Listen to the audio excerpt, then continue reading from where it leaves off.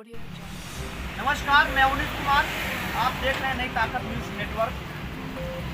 मैं आपसे बताना पहले चाहता हूं कि कोरोना का पहला और दूसरा लहर खत्म हो चुका है, तीसरी लहर आने की आशंका जताई जा रही है। इसके दरमियान तमाम वो शासन के कर्मचारी जो सरकार से नाराज हैं, तमाम उनकी जो मांग है, लगातार धरना प्रदर्शन, विरोध प्रदर्शन चलता आ रहा है।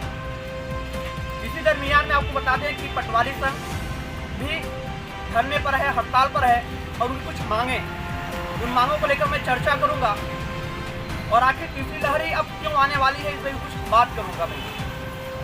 इनको क्या लगता है कि ग्रामीण क्षेत्रों में इनका एक अहम भूमिका होती है। ये लोग उन फरियादियों की समस्या को समाधान करते हैं जहां जमीनी विवाद को लेकर पुलिस संघर्ष तक होते हैं, लेकिन इन्हीं के कलम से, इन्हीं की मेहनत से वह विवाद खत्म होते हैं। इसके बाद ही इतने ही नहीं बल्कि राजस्व में एक अहम भूमिका भी इन्हीं की होती है। इन सभी चीज़ों को लेकर मैं बात करूंगा। पहले तो मैं क्या करूँगा, मैं नाम बता दीजिए। हाँ, एक मिनट, सत्य बता दीजिए।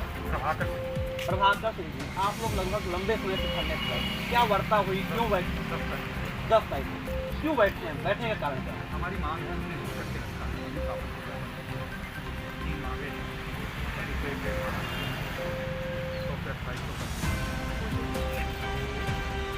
लंबे समय से चल रही है। 2007 में दूसरी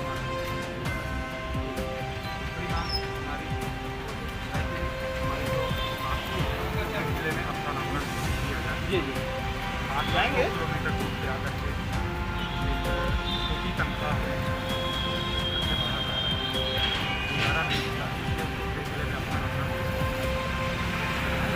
किसी परीक्षा की अनिवार्यता जो है उसको समाप्त किया जाए। अच्छा, एक मैं जानना चाहता हूँ, सरकार बताइए तीसरी लहर आने वाली है, आप लोग धरने पर उठ जाइए, क्यों धरने में बैठे? इसको लेकर आपको क्या प्रतिक्रिया है? तीसरी लहर आने वाली है, कोई एक अलग हिस्सा है। तीसरी लहर 2 लहर जा चुकी है, वो आएगी, आना होगा।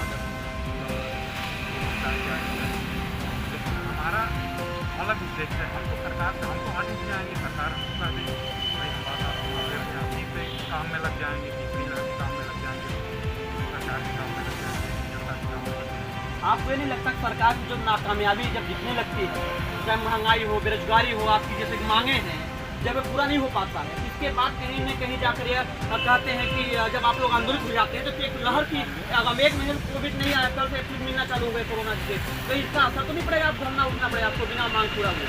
हम सरकार की नाकामी की बात नहीं करते, हम राजनीतिक जन संगठन नहीं हैं। हम तो सरकार के आखिर सरकार के विरोध में है। बिल्कुल सरकार से हम अपनी मांग कर सकते हैं, हम उनकी नाकामी की बात नहीं करते हैं। हमारा सिर्फ उद्देश्य ये है कि हमसे जितना काम लिया जाता है हमको पारिश्रमिक मिले। अच्छा, क्या आपको भरोसा है सरकार पूरा करेगी? बिल्कुल बिल्कुल भरोसा। अभी तक क्या बातें हुई सरकार का? कुछ बात हमारी चल रही है, वो ये कह रहे हैं कि हम बात मानने के लिए आपकी तैयार हैं। अब ये है कि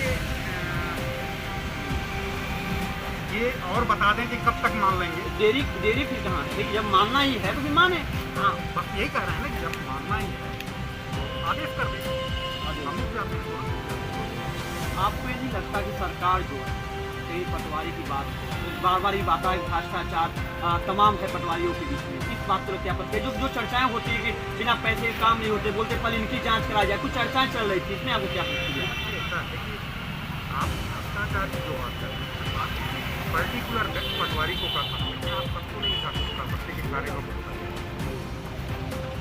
किसी ने भ्रष्टाचार किया होगा तो उसके खिलाफ कार्रवाई सरकार करती है, जांच कराती है।